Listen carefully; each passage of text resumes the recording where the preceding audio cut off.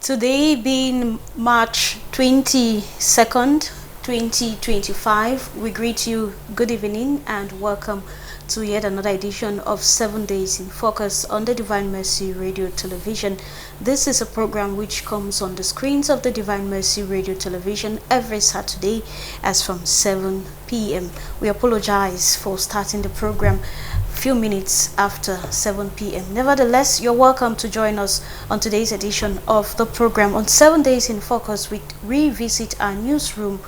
We revisit stories broadcast on the TV and on the radio in the course of the week.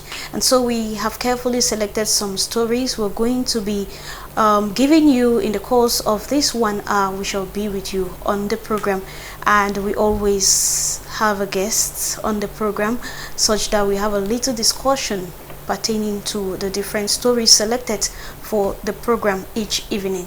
And so today, unlike other weeks, I have someone else who is joining me on set this evening to have a little chat as far as the stories selected for you this evening are concerned. It's yet another priest, but it's not Father Waf, which we have been having in the course of this month in the past weeks. But I have Reverend Father Benjamin Fon, who has joined me in the studio this evening. Good evening, Father, and you're welcome. Thank you, Matsuna. Good evening. How is your weekend? Busy one, but it's good. Of course, it's expected. Priests are always busy with different activities that they have to attend to in the parishes. We begin the program straight away with the very first story. We take you all the way to the Vatican.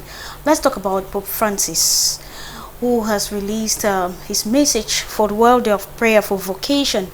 And this year, 2025, we shall be celebrating the 62nd edition of the World Day of Prayer for Vocation. And so the Holy Father's message is ready.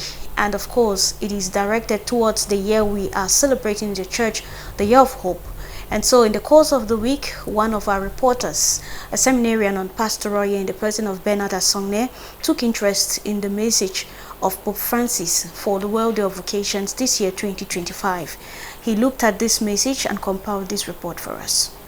As Pope Francis recovers from bilateral pneumonia at Rome's Gemelli Hospital, he has released his message for the 62nd World Day of Prayer for Vocations, which falls this year on May 11, 2025. Reflecting this time around on the theme, Pilgrims of Hope, the Gift of Life, the Holy Father's message recalls clearly and vividly that every vocation, be it to ordained ministry, consecrated life, or laity, should offer the world a sign of God's hope for every person. Aware of the frequent feelings of dismay and confusion that often plagues the young people, most especially when they look into the future and only see backgrounds of insecurity and identity crisis, the Pope assures them that in all these situations and obstacles, the Lord who knows the human heart does not abandon his people in moments of uncertainty.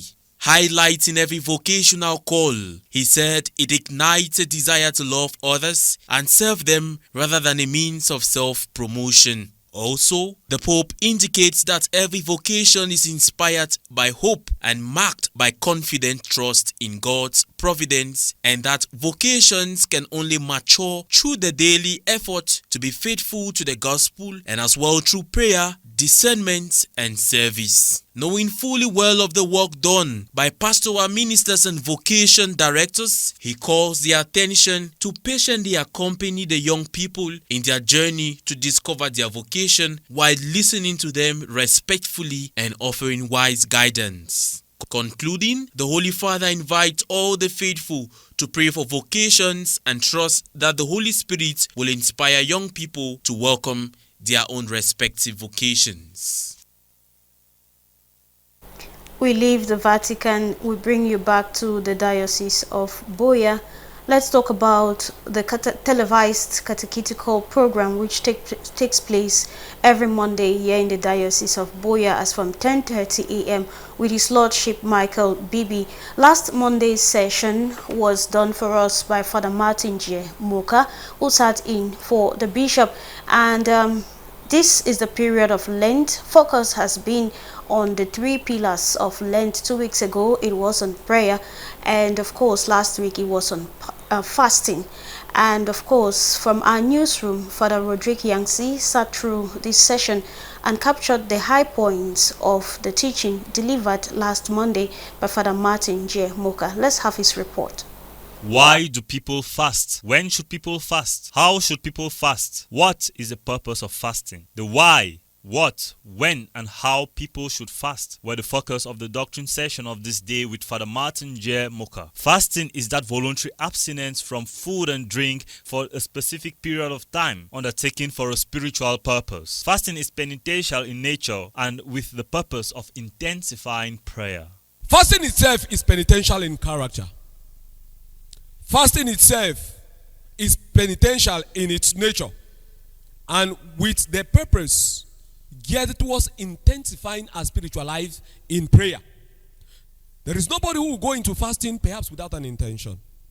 No one will go into fasting without a purpose.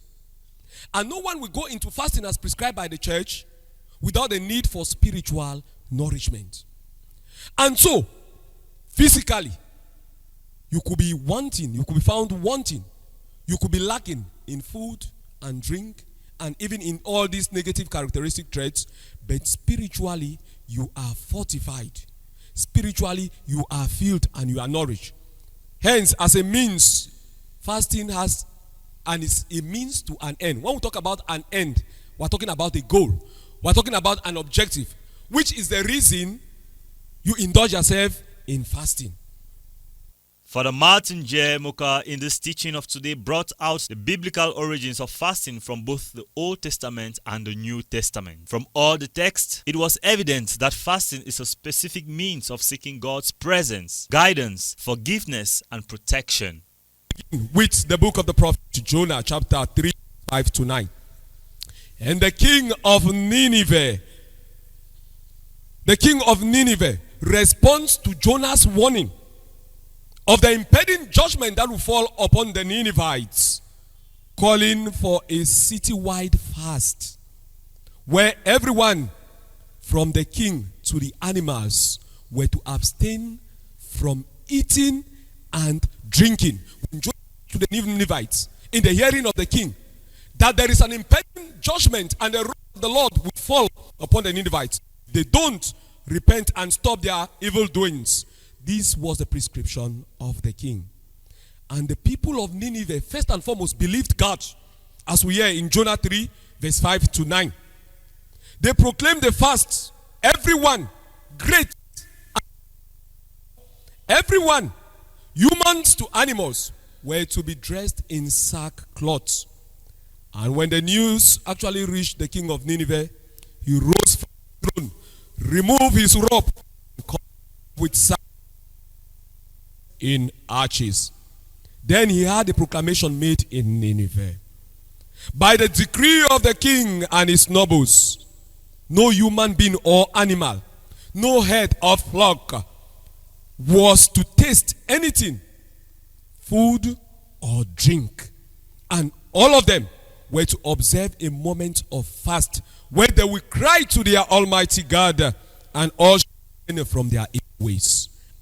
Remember that fasting is a personal and voluntary practice. It becomes much beneficial when a clear understanding is understood, said Father Martin J. as he ended the session of this day.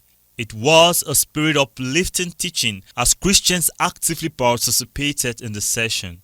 As the Lenten season continues, it is the wish of the proper teacher of the faith, Bishop Michael Bibi, that all Christians should understand and practice the Lenten observances. And I'm sure Monday will have to dwell on alms giving, so you do not want to miss Monday's session where the Bishop of the Diocese of Buea will deliver teaching on that particular aspect. Let me turn to you, Father Benjamin.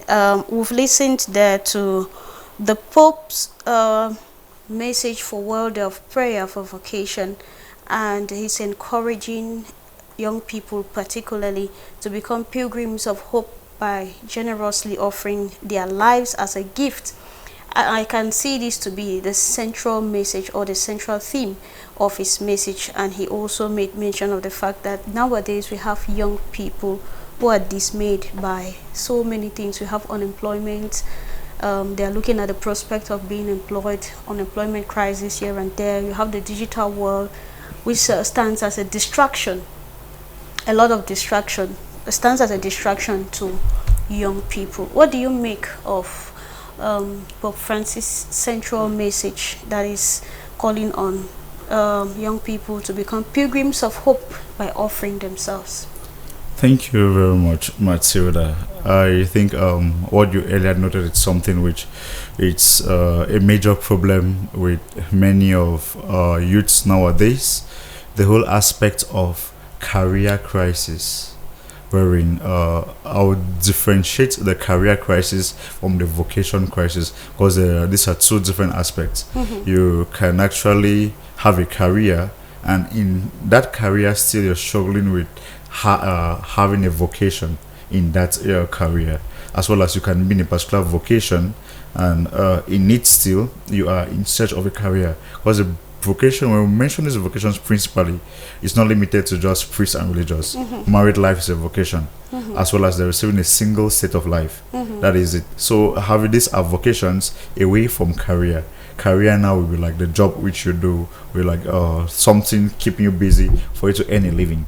For the Pope calling on young persons nowadays in order for them to be hopeful in it, there are moments that sometimes in search of a vocation or even a career, there are moments that you are at the verge of giving up, where it's not moving, nothing is forthcoming, there is no way out. You may, in that period, you can be likened as you finding yourself in a dark tunnel where you see no trace of any light coming in, but still he is persistent and calling on the young persons still in that state, be hopeful, do not give up. As far as there is life, there is hope, as we always say. The moment you breathe, you know that there is always an opportunity that you have to make a step further and embark on a journey to discover yourself, to get what you are looking for in future, be it a career or a vocation. But some giving into discouragement sometimes would not still solve the problem, or sometimes finding yourself trying to distract yourself in maybe consumption of alcohol or cigarette, just wanting to remove that from your mindset. But even after that was happened, you come back still to face the reality in front of you. So even amidst all that, just be hopeful, keep on searching, do not give up. And as you find yourself in that dark tunnel, there will always be a silver light that will come in to direct you on where to go to regarding the vocation or the career which you love to do. And mentioning unemployment, let me turn to the thoughts of some people out there in the society. Vocation, most often when we talk about vocation, marriage is not really looked at in that light. Most often when we talk about vocation, we are looking at religious life and priesthood. Many people out there now think that because young people are unemployed, probably they see the priesthood as an example, or is a thought of many people out there. They see the priesthood as an easy way out of having money and maybe helping family. How true is this assertion? You are a priest. Yes, Marcelo, that is the wrong mindset which many persons have nowadays, seeing the priesthood and religious life as an easy way to make money. Looking at what they profess, looking at the life which they are called upon to live, I can say they are simply surviving on the charity of others. These are some of the religious communities that we have. They are of the mendicant order. That is from the point of view of depending on what people give them. Mendicant, from St. Francis of Assisi, beggars, you beg to survive. That is how many of these institutions of religious communities and even the priesthood we tend to survive. Imagine a Christian community where the Christians don't give collections to support the running of the parish and the upkeep of the priest. That is where you find yourself at the state of maybe going down the drill. So you don't actually, those who have that mindset, it's not the right mindset per se. It's the wrong one, because even in that state, you are not fully getting what you would normally get if you find yourself walking outside. Because when you're walking, you have that autonomy over whatever thing you own, whatever thing you have. But what It's do you like- think make young people to think that when they get into the priesthood, it's an easy way out of the fight of unemployment and they can easily make it? Is it the cars priests drive, the house they live in, or is it the good food they eat? That is a distorted notion and idea which they Okay. have. Okay. It getting into all that. So because sometimes when you look at those things, these are the externalities. Maybe sometimes we can say these are just the sugar coats Okay. of what The you have priesthood inside. or the vocation. When with the moment you break through all this, you see that it does not end at the level of having driving the cars, eating the good food. Sometimes even houses. It Look goes at some of our beyond that. presbyteries. Look at the way some of the priests live. If you want to go back to where they came from, or if you want to go back to their family homes, it's far more better than some presbyteries, but they have to sacrifice that pleasure in order to live in that community, no matter how bad it is. And sometimes even looking at a condition where like you're being conditioned on a particular meal to take, depending on what comes in for you for that period of time, what you have to survive on, based on the contributions of others. If they don't contribute, you will not have. If they do, you are fortunate to have. So that's the idea that people have, which is not the case and which should not be the case. Seeing these vocations as easy ways of, coming into, of surviving. Because getting into the vocation with that mindset, you'll find it heavy and challenging. Because it's like you came with a distorted mindset, with a wrong notion, and if you come and it's not the case, You may become find yourself, frustrated. you may want to even leave in the course of that, You get based frustrated. on the initial idea that you have. Because if you're coming with that mindset, like I'm coming to meet gold, at the moment you come, you don't see the gold which you're expecting, it becomes something else. Yes. You become disgruntled and having nothing to like offer for yourself and even for for the the people of community God.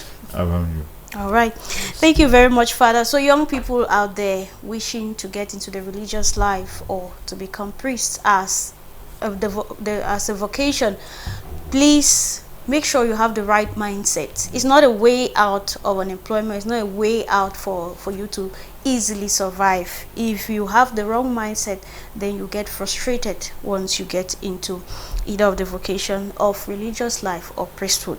We continue with our stories this evening. Last weekend as well, members of the Catholic Women Association, the leaders drawn from the branches, the zone, deanery and diocesan level, had a seminar to empower them on leadership skills, and these women participated in this seminar for 3 days out there at St. Charles Luanga, at the CUIB campus out there in Moliko. And so on the final day, from our newsroom, Sama Eileen attended the last session and she compiled this report in the course of the week. Let's have her report.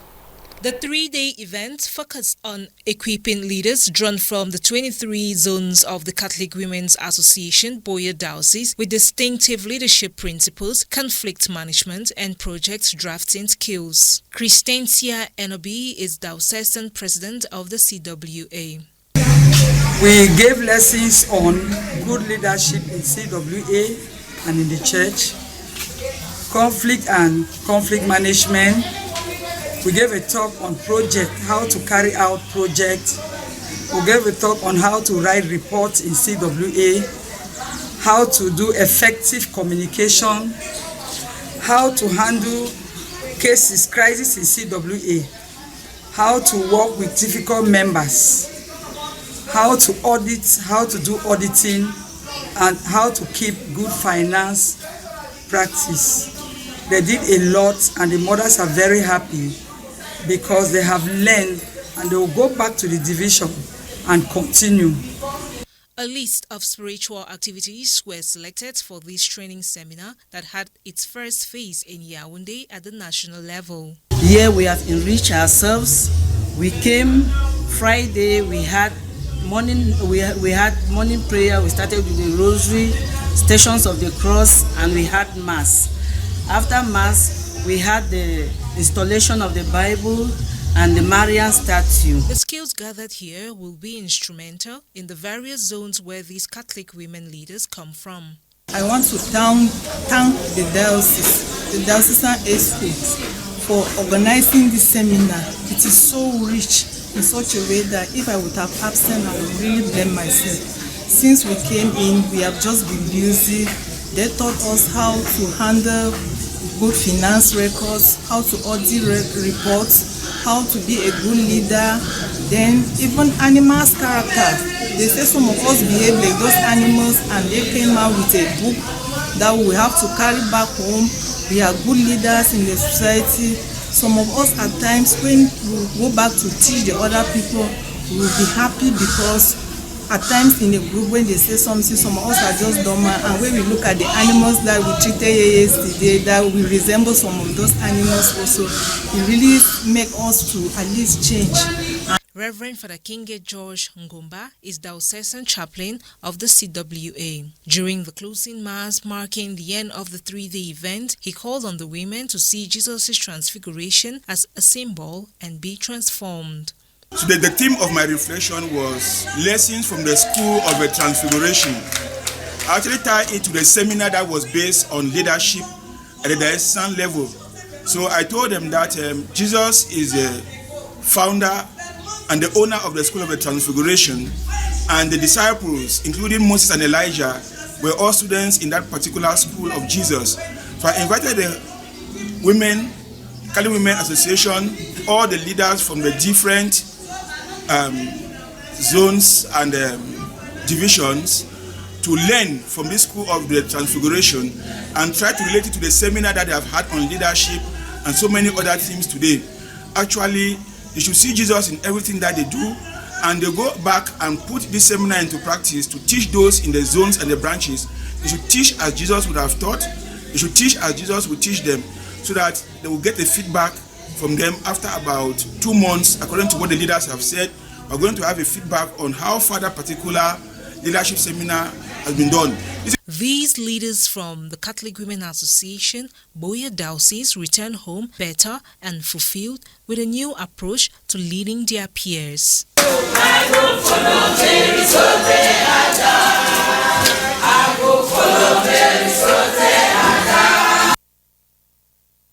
We stay with events that took place last weekend here in Boya. Let's turn to our sister church, the PCC, where the Right Reverend Mickey Hans Sabia and Reverend Solomon Ayok were installed as new leaders of the Presbyterian Church in Cameroon, and this new team has a mission to strengthen and edify the teachings and institutions of the Presbyterian Church. From our newsroom, Aloysius Likia tells us how this ceremony unfolded.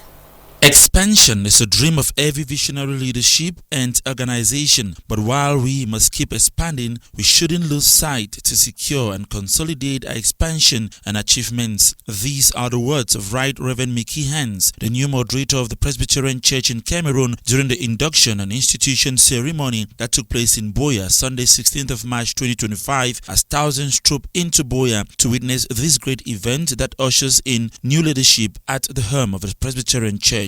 The new moderator and synod clerk revealed that the new focus and engagement are to strengthen our missions and institutions, and also to identify and inspire each other for better performance. It is about the spiritual health of the congregations, the moral integrity of the leadership, and the unity of the mission. The induction exercise, which was the high point of the event, saw the outgoing moderator, Reverend Funky Samuel, handing over the pectoral cross to the incoming Right Reverend Mickey Hans.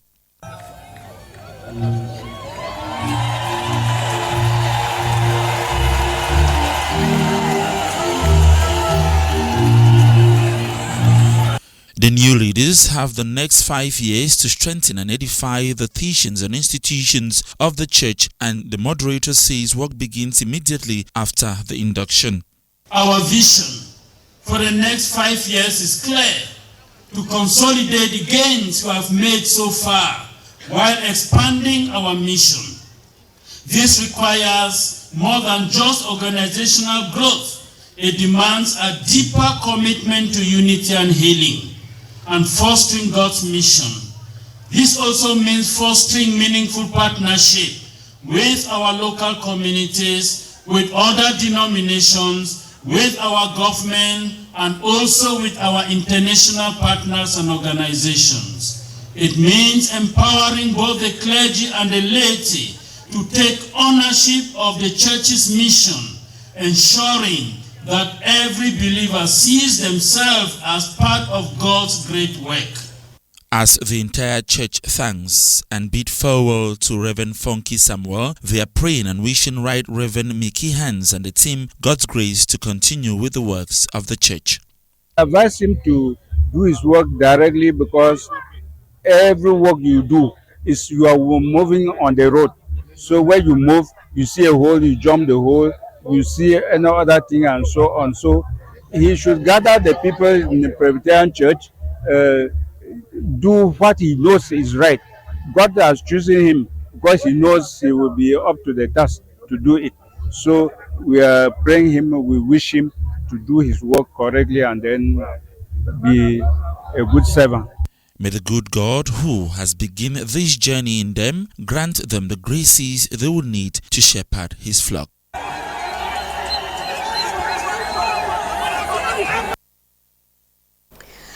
Those are two events there, one being installed and giving his mission to strengthen and edify the people of the PCC, and yet another group of people being empowered on different leadership skills. Why is it necessary, Father, do you think?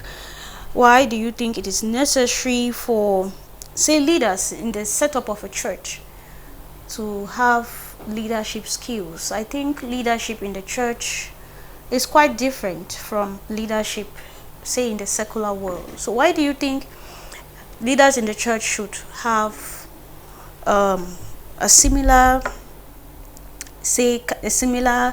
level of knowledge in leading the people? Because going through a seminar like the CWA models would mean putting them on a similar pedestal like leaders, say, in the secular world. Why do you think it is necessary to acquire those skills? Thank you very much, Matilda. You know, in terms of leadership, you're actually dealing with persons, with human beings, and human beings being very different and diverse, having different character traits. You have every need as a leader to know how to manage those different persons with their different temperaments. In that group of persons that you're leading, you have those with the sanguine character trait, you have those the cholerics, you have the melancholic, and the phlegmatics. In all these different character traits, you need to understand and know their reactions towards situations. And being a leader, what is most important is you're not there for yourself, you're there for others. And if you're there to serve others, then what must you do? You need certain skills in order to better serve them, to better assist them in whatever field or capacity which you are called upon to do. Seeing the need of persons going through this leadership training, it's simply because of maybe the flaws which have been identified so far with other leaders. Identifying the flaws of others and seeing how to work on them such that their successors may not find themselves doing those same things, as well as trying to make them better. Like if your predecessor did this particular aspect well this year or this time around, either you maintain or you take it a step further rather than going behind. That is the issue with all this leadership.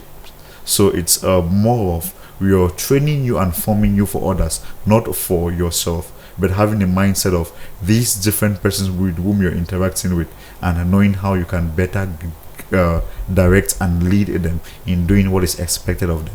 And these different categories of persons you have highlighted are not limited only to the secular world. Yes, you find them in the setup of the church. In the church, yes. Because all these persons in the society, they are found in the pews of the church. So it's like the same way the state officials will have to manage these persons. You too, you need to acquire such skills following the norms of the norms normally prescribed for, because there is every office or position has its norms, which it's of utmost importance for those assuming that function to understand it, go through, and knowing how to apply it based on the different circumstances and groups of persons whom you're dealing with. Okay. All right. Thank you very much, Father, for that explanation why it is necessary for leaders in the church to acquire leadership skills. Now, equally, last Monday, to better equip workers of the communication department of the Diocese of Boya with sound theological knowledge of the church, the St. John Paul II Institute of Theology, Joposit, has decided to carry out a training for communicators in the communication department of the Diocese of Boya. And so this training started last week, Monday, with the very first class. And so from our newsroom, Bernard Asongne took interest in the story and sought to know why it is necessary for communicators of the church to have this knowledge. His report. In line with the dogmatic constitution of the Second Vatican Council Inter Mirifica Decree on the Media of Social Communications number 5, which highlights diligence for the moral laws and legitimate rights and duties of individuals and the collective society, alongside the mood at which Catholic communicators must operate, staff of Divine Mercy Radio Television and the Directorate of Communication of the Diocese of Boya have engaged in a 2-month program to be abreast with some basic theological and doctrinal issues of the church. Beginning the program was the facilitation, which was done by the director of Joposit, Father James Ajombu, who started off with the basics of the Bible. The Bible as a collection of sacred writings which tell us about the relationship between God and man, which tell us about the history of the people of Israel. What kind of history? The salvation history of the people of Israel. And the third thing, now stretching to the New Testament, it tells us about the life of Christ and the life of the apostles and also the life of the early church. 5 things.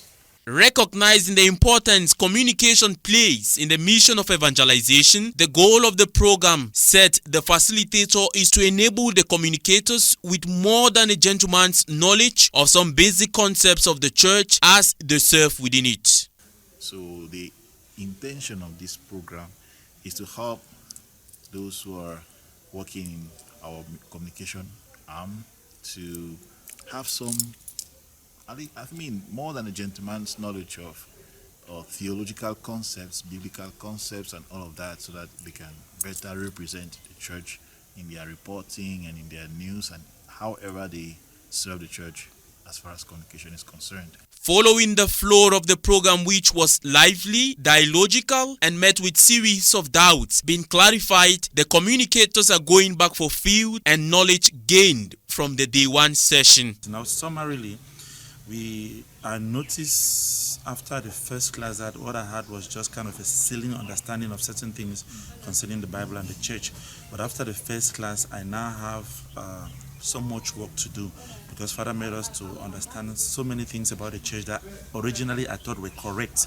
But now I'm going back to work very hard to see how I can correct these things, and Father's promised to give us some notes and some documents to work on. So we started very kind of lukewarm, but then as we gained steam, as the lectures moved on, the reception was quite encouraging. The staff, they were interesting. Embracing such program for the very first time, which comes in at a very appropriate period of the life of the media, the manager of Divine Mercy Radio Television expresses gratitude for the positive effect the program will leave on the workers and the institution. I want to begin by thanking the proprietor of DMR TV, who is the Bishop of the Diocese of Boya, for giving us this opportunity, which is much needed, to help us not only enhance our work but also enhance our faith. It is a long-awaited program. We've had the suggestions and proposals, or let's say recommendation, for every staff working at the communication unit of the Diocese of Boya to be able to get abreast with the needed teachings and doctrines of the church.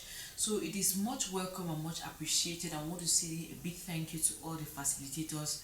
Without any gainsay of the efficient nature which accompanied the very first session, the eminent positive results which the program shall yield is evident in the eyes of those who were present for the program.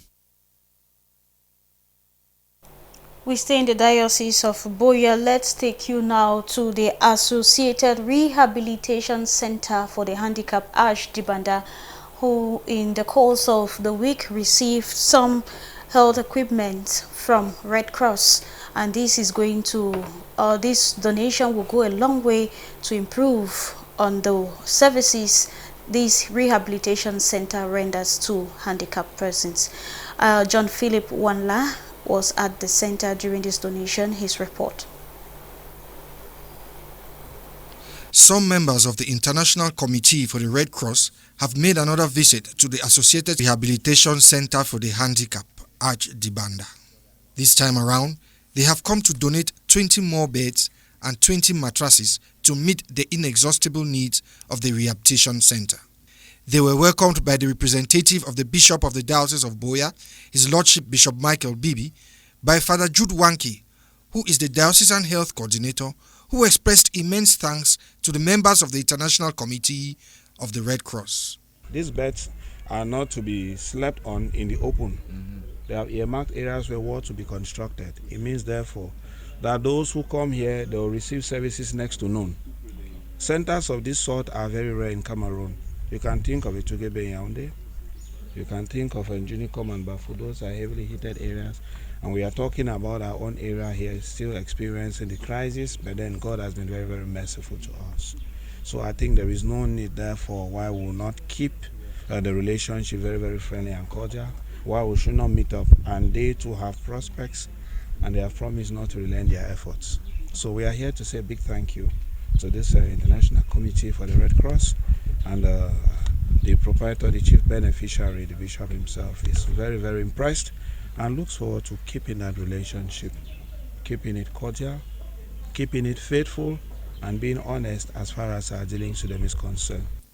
This day, they officially handed the wall constructed to secure the center and its environs, an incinerator constructed to manage the waste in the rehabilitation center, and also mark out areas where some new wards will be constructed. As the coordinator for the Red Cross affirms, they have as a goal to properly equip this rehabilitation health center. I'm very happy because I can see that we have a nice center, almost well equipped. This is our goal. And I think our beneficiary will be happy to be here, to be taken care, and go back happily. The head of the sub-delegation for the regional delegation for Central Africa of the ICRC, Boya, confirms that giving support to people with physical challenges is a flagship initiative for the ICRC organization, as she appreciates her team for the services they render to the rehabilitation center, as it brings them joy collaborating with the Associated Rehabilitation Center for the Handicapped ARCH Dibanda. We're very proud and it's very meaningful to us, and I want to highlight again the cooperation that we have with the Diocese of Boya to do this. We work very closely together, whether it has been on the structural rehabilitation of the center to improve its functioning, the protection through the building of the fence. We're looking into the construction of additional wards to be able to accommodate even more patients because the needs are still there. But also in terms of the health support that we provide, donation of items for the production of prostheses and orthoses, and capacity building of the staff here in the center. So it's a cooperation that is working very well. Some physically challenged individuals expressed gratitude to have benefited from the assistance of the ICRC through ARCH Dibanda. Be very grateful for that.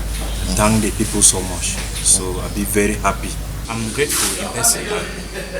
My colleague that I met them here, all of us were grateful because to get one protest nowadays is very expensive. So I think with this help and aid from the hospital, the ARCH hospital, is going to reinforce us back. It's going to make us move on our 2 feet back.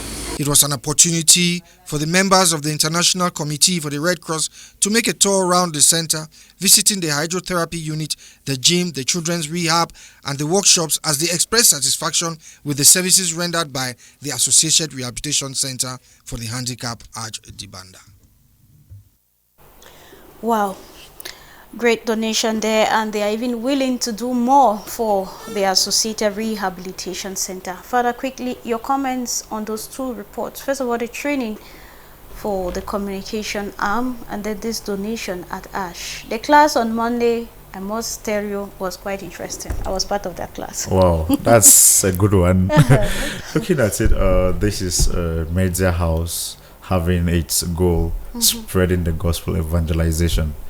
It's right and just for those working in this media house to be well schooled in the matters regarding the it's church. Communication in general, because those of the directorate were also part of the class. Yes, so it's actually an important something for those working under this canopy of the DMRTV as well as the Congregational Diocese as a whole, because their main aim is spreading the gospel message.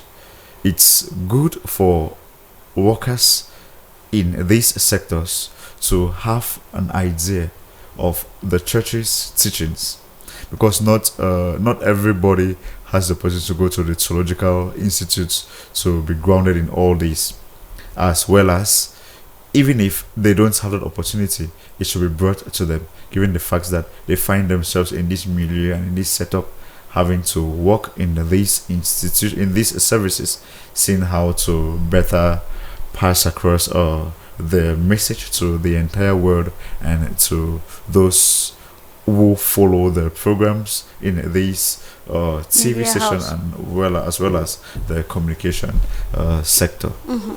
And then the donation at ASH? Yes, so looking at it, we do need these grants and these donations from these international bodies, because they actually help to augment some of the things which maybe are lacking in these places or adding to what is already there. As we saw earlier in the report, they presented beds and mattresses to these institutions. Thereby, sometimes getting to these places, you may find maybe shortages of these aspects, as well as when they're bringing in these things, they make sure they bring in the best, given the fact that they know what it does to that sector, because it's actually a health sector wherein they help to bring back those with disabilities. They actually tell them those with special needs, seeing how to better care for them, making the place comfortable and conducive enough for them. Because sometimes in those places, if those facilities are absent, then they would not, those coming there as patients will not receive the proper care which is needed. And I'm sure it's going to affect their psychology as well, because first of all, having a disability makes you at some point feel less than another human being who is upright with all his or her abilities. So I think it is only wise that they get the best. Yes. So that their mental health is stable, as well as it helps the physical. them for the recovery process too. Okay, let's now talk education. The Catholic University Institute of Boya held its 28th Senate meeting on March the 21st. That was yesterday at the Ngongis Hall out there in the university premises. This meeting was aimed at deliberating on the results of first semester examinations or the 2024-2025 academic year before declaration, and discussing issues affecting the institution's academic mission. Of course, they are done with first semester, and second semester will kick off soon. And before second semester effectively kicks off, they have to declare the results of the first semester. But how do they declare these results? They have to go through scrutiny from the university that supervises Catholic University Institute. So the University of Boya had its representative at this Senate. Let's have the report of Magdalene Wondo, who sat through this session, giving us update on how this meeting went. Catholic University Institute of Buea has held its Senate meeting to evaluate first semester results of the 2024-2025 academic year to meet the standard required by the Mentor University. This meeting brought together the representatives of the Mentor University of Buea, deans, head of academic unit, vice president, presidents, and other senior administrators. The Senate meeting is a board in charge of deliberations of results of semester exams and declaring the results. President of the Catholic University Institute of Buea, Reverend Father Bartholomew Anyao, mentioned the need of the Senate meeting before proclamation of semester results. We have just concluded with the 28th Senate of the Catholic University Institute of Buea. This Senate meeting is the body charged with deliberating on the results of our semester exams and also declaring the results. I think that we have had a wonderful meeting and deliberated on so many aspects with reference to all the schools concerned. I think that so far some recommendations have been made. Generally it was good. The Mentor University is so happy with us, with what we have been doing. And I want to commend and thank the staff faculty for all what they have been doing so far during the first semester and as we get said also for the second semester. Being the governing body responsible for academic matters, the Senate provides a medium to evaluate academic standards and make logical decisions on issues affecting the university's academic mission. It is an activity that is culminating, starting with the vetting process where we go to the University of Buea to make sure that all the questions meet the standards that are necessary, followed by the examination being carried out itself, and then the Senate activity culminates this activity in such a way that, this exercise in such a way that we can now publish these results to the students with confidence. And during this session, we also talk about any issues or any difficulties that are being faced by the university in terms of the examination process, in terms of even lecture and delivery, so that our Mentor University can give us advice, they can guide us, and they can assist us to ensure that we continue to give the students the quality of education that they deserve. Representing the Mentor Institution, University of Buea, Professor Jock Thomas gives an appraisal of the Senate meeting after the follow-up of its academic affairs. It is very important for us to attend the Senate session, which is a follow-up to the vetting process. In other words, we vet or we look into their programs and see that the programs, the structure, the content of the programs, are adequate. So we need also to follow up. So this activity today gives us the opportunity to see exactly the results of the performance of the students, because having vetted them, we need to see how the students perform. And I think I'm quite impressed with the performances of the students of the different schools, the different departments. However, the Senate is a vital part of the Catholic University Institute of Buea's governance to upholding and advancing the institution's academic goals. Thank you, Magdalene Wando. Just before we conclude our program this evening, let's talk about this other story. Away from education and away from the church, where Bokwango village now has a chief, state broadcaster Albert Njembonde, who doubles as the political desk editor of the state broadcaster, was made third-class chief of the village during a consultative meeting that held within the week, and he comes in to fill the gap of the gap which has been vacant since after the death of the late chief, and the village was managed by a caretaker committee. Hilarion Tuko from our newsroom witnessed this proclamation and the euphoria which characterized his pronouncement as chief of Bokwango. Let's have his report. Albert Njembonde, state broadcaster's designation as chief of the third-class chiefdom of Bokwango comes after a series of consultative talks, with the last being the March 19, 2025 exercise that led to his selection at Government School Bokwango under the supervision of Abdul Rahman, divisional officer for Buea subdivision. Albert Njembonde, chief designate of Bokwango village, has preached peace and reconstruction, stating that the time for contention is over. The time for contention is over. I'm very, very happy. You saw at the gravesite one of the elders of the village who came and said what he said. That's the spirit. We may be different families, like you saw, but we are one people.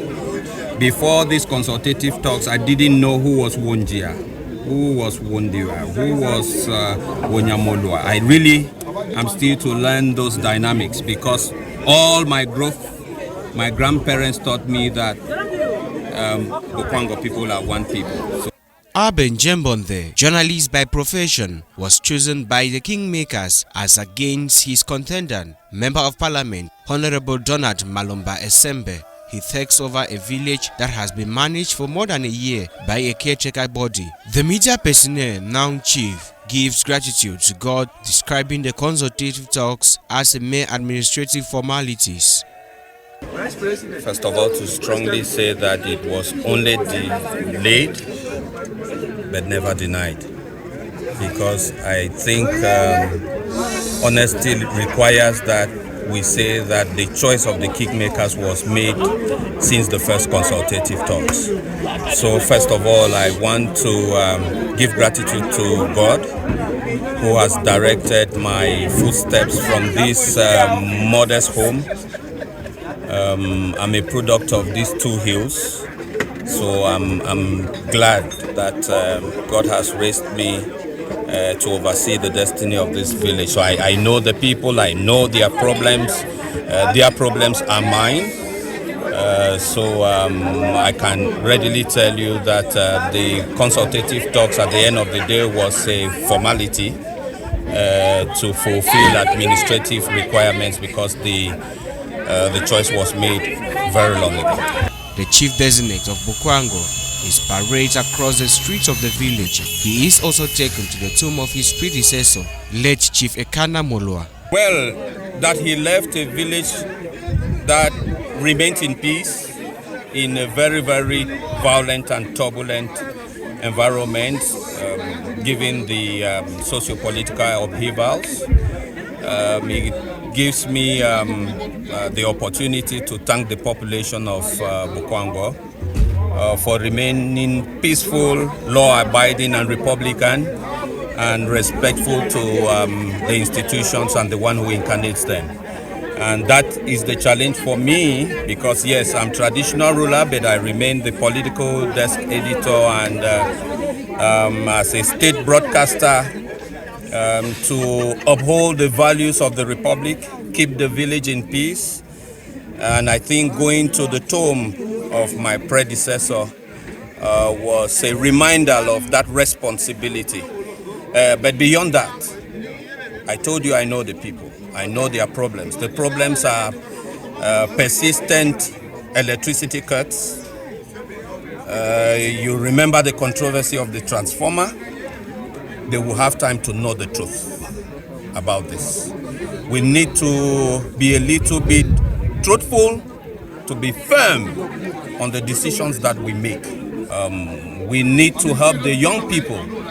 Lots of them are educated, do not have what to do. Being a traditional ruler is not only talking about land. We shall be firm on the management of land in our village. Questions will be asked about what was done before now. The traditional stool of Bokwango village in Boya subdivision, Fako division of the southwest region of Cameroon, has been vacant for more than a year. Arben Jembonde's designation as traditional ruler is being described as a new dawn for Bokwango community.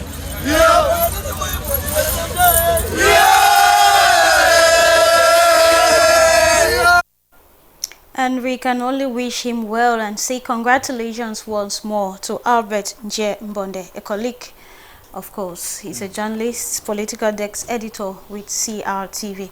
Father, you live and work in Bokwango, and I'm sure on the day this proclamation was made, you got some reactions. How was Bokwango that day? Oh, looking at the images, I mean, I had to come out of the house to actually see the whole street was covered with persons moving around, or with peace plans and leaves. The euphoria was something great. The population of Bokwango were quite happy that we have finally had a ruler. You know, a community or a ruler is it's you can just imagine such a state and such a scenario. A nation without a president, that can be likened to it. And if you don't have somebody at the helm to take those pertinent and serious decisions, then so many things can go wrong. But the body that was there before him, they did their best to maintain that calm and peaceful environment, and to the best of their ability, seeing how to meet up to the demands and expectations of the people. But now that he has come as the leader, the people believe that so many things will change. You heard him did mention of the whole electricity issue in Bokwango and heavy water. Yes, that is actually, he knows that that's the worry of the people, the constant power failure and the like. So he's actually ready to help the people and to help the community be a better one. And we hope that the points he has highlighted there to address in the village of Bokwango, he's going to take one after the other, and particularly the one of empowering the young people.